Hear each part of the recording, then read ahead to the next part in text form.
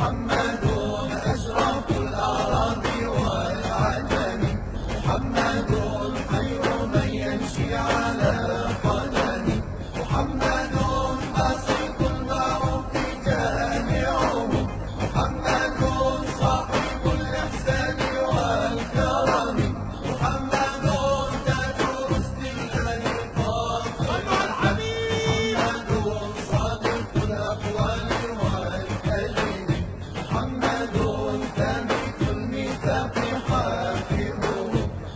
احنا من غير سيدنا النبي ملناش اي لازمة. عيشتنا بالصلاة على النبي، اكلنا بالصلاة على النبي، شربنا بالصلاة على النبي، اولادنا بالصلاة على النبي، بعنا بالصلاة على النبي، واللي صلى على النبي يكسب، شرانا بالصلاة على النبي، اللي اشترانا ربنا يبارك لنا فيه بالصلاة على النبي، شرفنا بالصلاة على النبي، عزنا بالصلاة على النبي، رزقنا بالصلاة على النبي، كرامتنا بالصلاة على النبي. الصلاة على النبي دوانا، الصلاة على النبي شفانا، الصلاة على النبي بصرنا، الصلاة على النبي بصيرتنا. هو في أحلى ولا أجمل ولا أطيب من الصلاة على النبي عليه الصلاة والسلام. انتوا تعرفوا ان ربنا سبحانه وتعالى مجهز لحضرة سيدنا النبي كل الناس ديت عشان تحبه، وفيه ناس قبلنا حبوه أكتر مننا بكتير. يعني سيدنا أبو بكر كان بيقول شرب النبي حتى ارتويت. بجد ايه الجمال ده؟ عمرنا في حياتنا ما شفنا حد بيحب حد في حياتنا بالطريقة دي. شوفوا الجمال، شوفوا الحاجة اللي ما عادتش موجودة في الكون كله.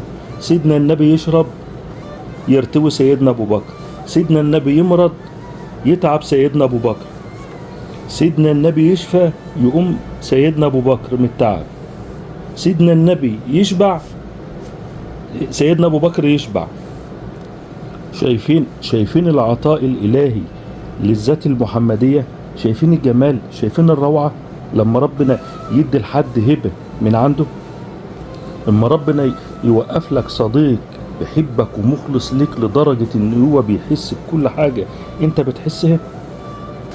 مين النهاردة بيحس بحد؟ مين اصلا بيحس بتعب حد النهاردة؟ عشان واحد يبقى عيان انت بتضطر تروح له تزوره عشان ما يعملش قضية، ما يقعدش يقول هو ما جاش زارني ليه، انما من جواتك انت مش عايز تروح، بس اهو بتضطر تروح عشان يعني تريح، تسد بقهم او تريح دماغك.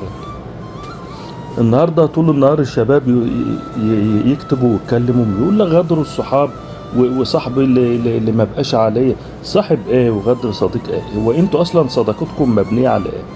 يا اما على يعني عزكم والله على سجاره او مشي مش كويس، حاجات مش محترمه. صداقه قلبي بتتكلم عليه مفيش وجه تشابه خالص.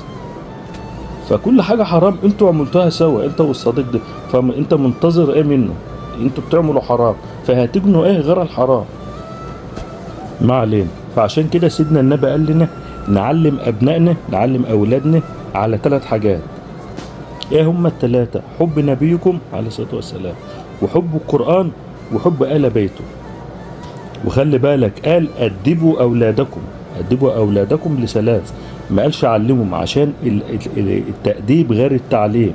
التعليم اللي هو اللي زي اللي انا بقوله دلوقتي بقول وانت هتقول ورايا هتحفظ اللي انا قلته، انما التأديب غير التعليم. يبقى فهمناها ازاي؟ أدبوا أولادكم ل3، اللي هو حب نبيكم عليه الصلاة والسلام، وحب القرآن، وحب آل بيته. التأديب اللي هو لما يعمل حاجة كويسة، التأديب اللي هو انني اكافئه لو احسن، لو جاوب صح، لو عمل حاجة حلوة اكافئه، وان اعاقبه ان اساء. طب ما هو كان ممكن يقول حبوا القرآن قبل النبي، قال لك لا، ده انت مش هتوصل للقرآن الا بالنبي.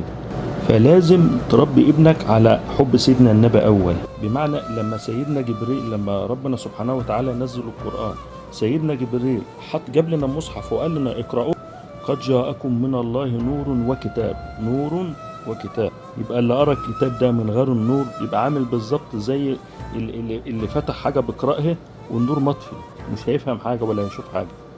فلازم حب سيدنا النبي أول، هو اللي يفتح لك السبل وجميع الطرق، ويفتح لك الأبواب المقفولة، وييسر لك كل عسير.